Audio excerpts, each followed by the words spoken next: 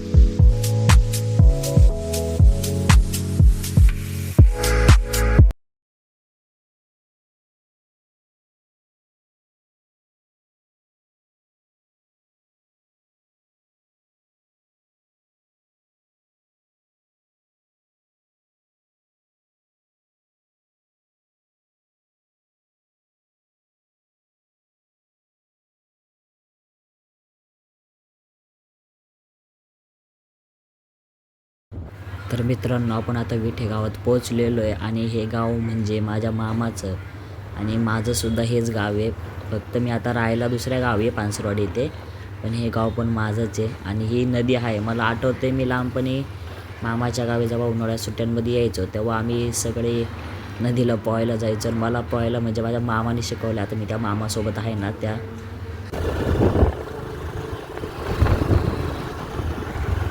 चला काय नाही आप्पा.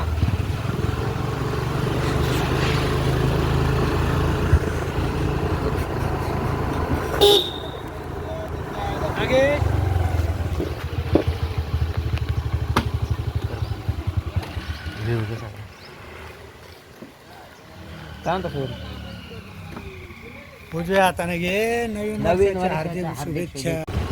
तर मित्रांनो, आपण आता राजूरमध्ये थांबून मस्तपैकी चाय वगैरे पिलेलो आहे आणि चाललोच होतो. तेवढ्यात मग आम्हाला फोन येतो आहे की आपल्या मीटिंग आहे आज नवीन वर्ष असल्यामुळे. तर मग आपण मीटिंग अटेंड करण्यासाठी थांबतो इथे पुढे. तर मित्रांनो, आपण आता नुसतं ब्रेक नाही घेतला आहे तर आपण जेवण्यासाठी पण थांबलो आहे. आणि हे पाणी पिलं असं खूप मस्त भारी वाटलं. गार गार वाटलं एकदम. वैल्यू कितनी है आज की? 7,999. 7,999. मॉडल नेम के अंदर यहाँ पे आप लिखोगे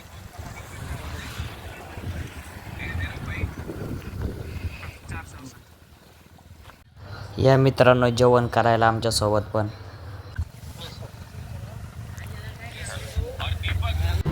एक नंबर गाव आहे हे मित्रांनो. असं वातावरण बघायला मजा आली नाही इथे. तर मित्रांनो, तुम्हाला गावाला राहायला आवडेल की शहराला राहायला आवडतं कमेंटमध्ये एकदा मला सांगा फक्त. हे घर बघा समोरचं किती छोटे आहे. सॉरी घर नाही, शाळा आहे ती. एक नंबर शाळा आहे. अरे दादा आपल्याला हात करतोय. थांबा थांबा. किती लांब आहे पण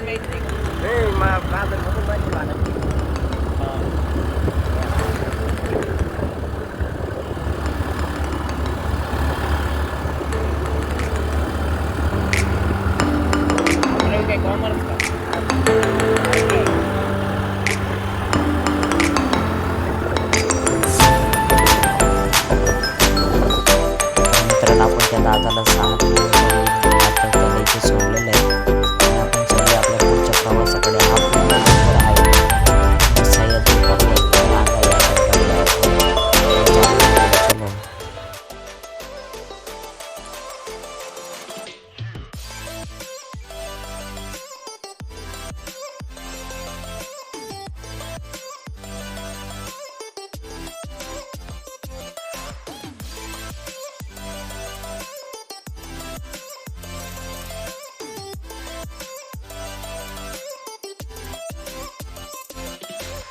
राम राम राम राम.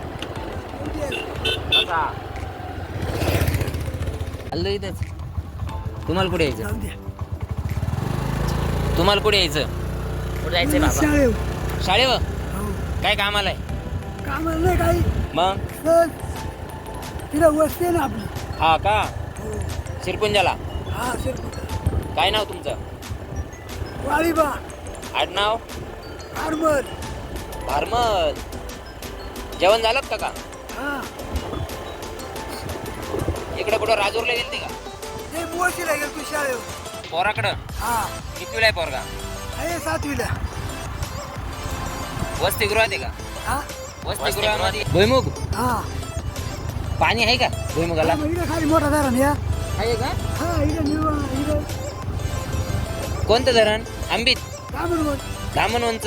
हो किती 2 TMCच आहे का? हा बरं आहे बरं आहे.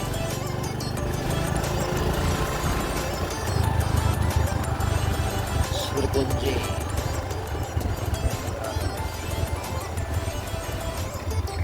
इथून धारेरावला कसं जायचं? इकडून रस्ता काढा. इकडून ना?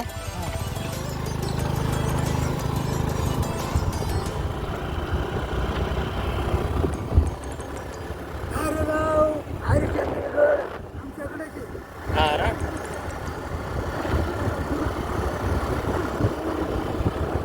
तर मित्रांनो काकांना आपण आंबेरगडाच्या पायथ्याशी सोडलेलं आहे आणि आपण चाललो आहे शिरपुंजे गावात पुढे अजून कुमशे तिथे. तर तिथे खूप भारी जंगल दिसतं इथून. मला इथूनच भारी दिसतंय. पुढे गेलं कसं असेल सांगता येत नाही.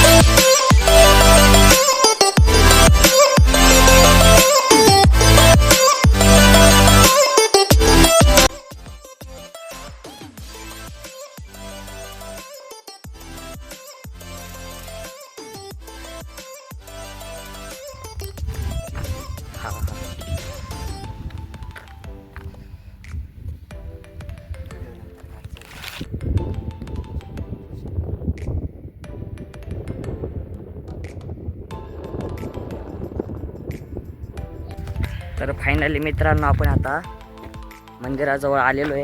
हा आपल्या मामा आहे व मामासोबत आलो आहे. घर आहे की मंदिर आहे? मित्रांनो ही आपली पहिलीच वेळ आहे मंदिराकडे यायची. अतिशय जागृत असं देवस्थान आहे अकोले तालुक्यातलं कुमशेत या गावामध्ये. श्री धारेराव महाराज या ठिकाणची अशी आख्यायिका आहे की या ठिकाणी जर कोणताही नवस बोलला तर तो पूर्णच होतो. त्यासाठी 5 रविवारी खेट्या घालाव्या लागतात. खेट्या म्हणजे वेळा. 5 वेळा या ठिकाणी 5 रविवारी यावं लागतं आणि शेवटच्या रविवारी तिखट प्रसाद द्यावा लागतो धारराव महाराजांना.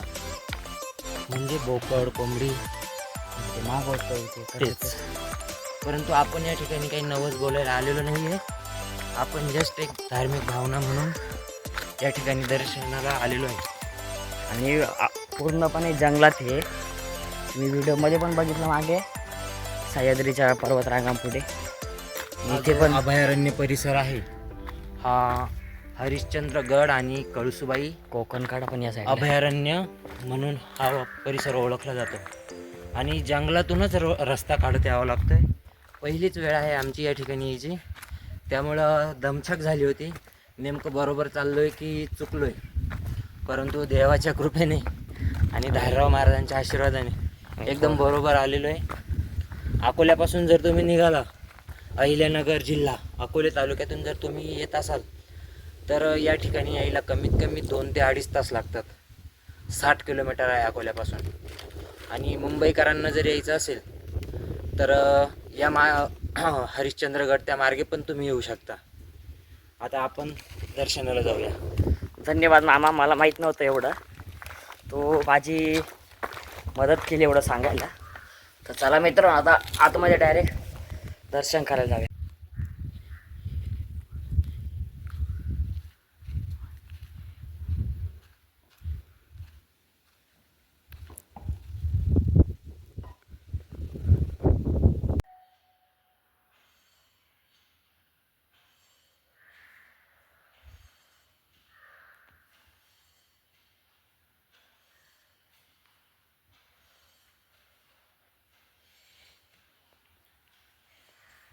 तर मित्रांनो, ही धारेराव मंदिराची पूर्ण इतिहास आहे, तर बघा, वाचा तुम्ही.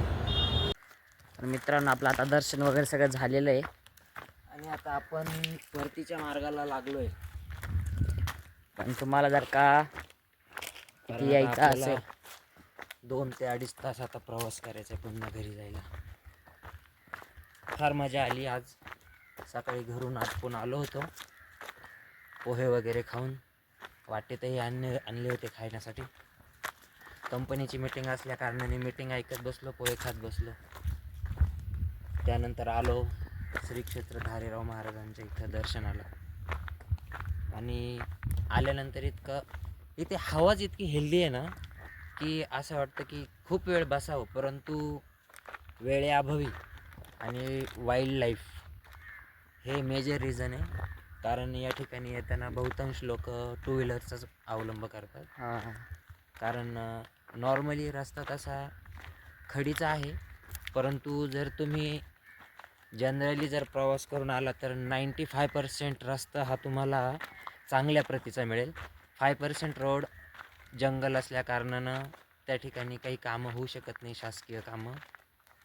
कारण त्यासाठी फॉरेस्ट परवानगी वगैरे खूप कागदपत्रांची म्हणजे हे मंदिर आहे ते पूर्णपणे जंगलात आहे, असं बाच्या जवळ नाही, असं तालुक्याजवळ गावाजवळ नाही कोणत्या.